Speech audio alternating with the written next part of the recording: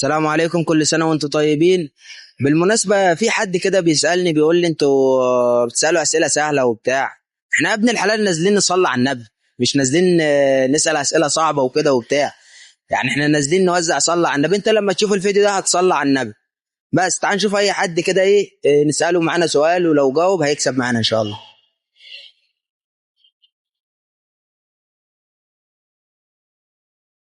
السلام عليكم. ملا ابن عم، ان شاء الله تكون بخير.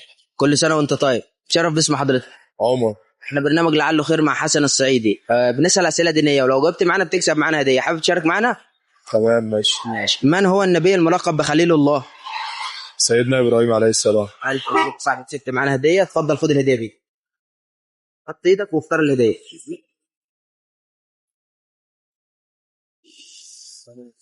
تمام، ألف ألف مبروك يا صاحبي. السؤال الثاني، أنت آخر مرة صليت على النبي إمتى؟ اخر مره صليت على النبي يعني هي لسه ما لحقتش تفصل من طيب. ربنا يجعل الناس كلها شبه كده، صح. طب خد برضه واحدة صلى على النبي بحيث تفتكر كل شوية تصلي على النبي، هي بتتلزق. وانا اطبعه وعلقها عندي باذن الله. انتظرونا في برنامج لعله خير مع حسن الصعيدي في رمضان. السلام عليكم. وانت طيب، صح. السلام كده. الله وحوي وحوي